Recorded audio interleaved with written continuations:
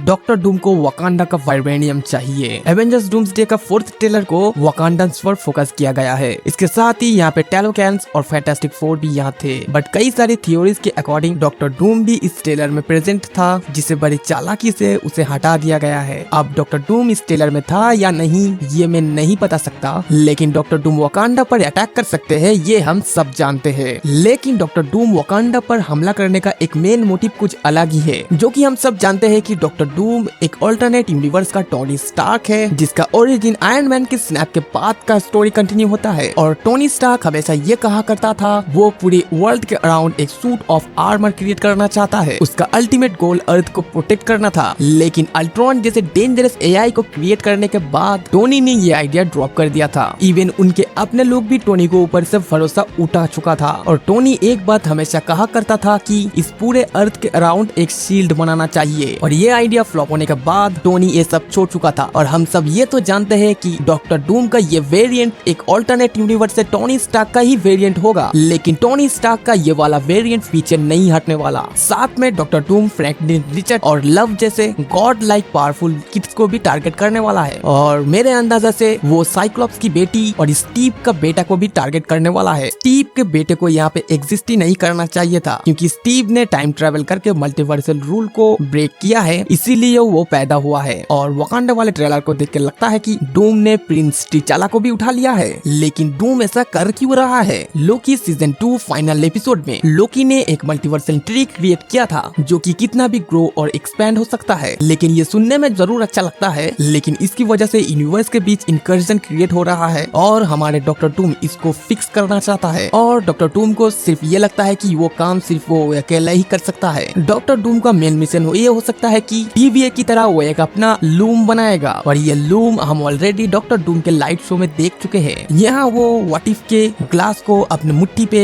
Hold करता है, और कॉमिक में एक बार डॉक्टर डूम ने इसको फिक्स करने के लिए बैटल वर्ल्ड का क्रिएट किया था, जो कि मल्टीवर्स का सारे वर्ल्ड को मिलाकर एक वर्ल्ड बनाता है, उसे ही कहते हैं हम बैटल वर्ल्ड। और मुझे लगता है कि डूम्सडे में भी वो कुछ ऐसा ही करेगा, और उसे ऐसा करने के लिए उसे मल्टीवर्स और उनके रूल्स को समझना पड़ेगा। और आपको याद हो तो उसी सेम लाइट शो में हमें ये मॉडल देखने को मिलता भी है, और ये है एस्ट्रोलेब। एस्ट्रोलेब का यूज साइंटिस्ट हजारों सालों से करके आए हैं, जिससे वो स्काई में किसी भी सितारे का रोटेशन को मेजरमेंट कर सकते हैं। तो ये सिंबल डूम्सडे के लिए काफी ज्यादा इंपॉर्टेंट होगा, ये आप लिख के रखिए। जैसे टोनी स्टार्क ने एंड गेम में जब टाइम ट्रेवल इन्वेंट किया था, तो उसने ये इन्वर्टेड मूवी एस्केप से मदद से किया था, जो कि इन्फिनिटी का सिंबल बनाता है, और वो सागा थी इन्फिनिटी सागा। और ये सागा है मल्टीवर्स सागा, क्योंकि डॉक्टर डूम को मल्टीवर्स को अपने अकॉर्डिंग शेप करना है। तो डॉक्टर डूम इस डिवाइस की मदद से अपने मल्टीवर्सल का बैटल वर्ल्ड इसकी मदद से बनाएगा, और इसे बनाने के लिए डॉक्टर डूम को वाइब्रेनियम चाहिए। और एक बार डूम वॉर कॉमिक में डॉक्टर डूम ने ये एक बार कर भी चुका है,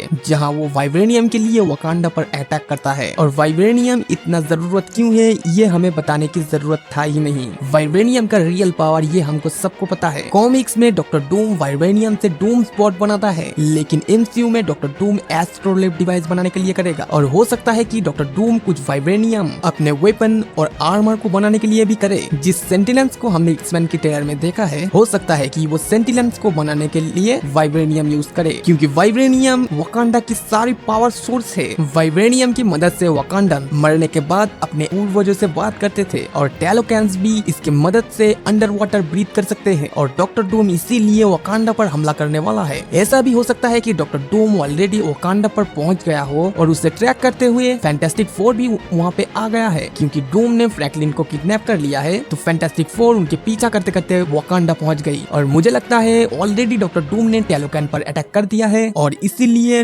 न्यूमार वकांडा के साथ टीम अप करेगा। और अल्टीमेटली डॉक्टर डूम अपना मल्टीवर्सल डिवाइस बनाएगा, और उसे पावर देगा फ्रैंकलिन, लव और रिचर्ड की मदद से। और वो इस काम को पूरा अंजाम देगा सीटलैक्स से, जहाँ कभी ही हू रिमेंस का कसल था, वहाँ अब डॉक्टर डूम का कसल होगा। बस एक बार सोच के देखो, जब डॉक्टर डूम अपने मल्टीवर्सल को अपने अकॉर्डिंग शेप देगा, तो ही हू रिमेंस का ये कसल डॉक्टर डूम का कसल हो जाएगा, और सिटाडेल के ये विंडो पूरा ग्रीन टर्न हो जाएगी, जो कि हमें एवेंजर्स डूम्सडे के इस पोस्टर में देखने को मिली है। तो आपका इस थ्योरी के बारे में क्या ख्याल है, कमेंट करके जरूर बताना।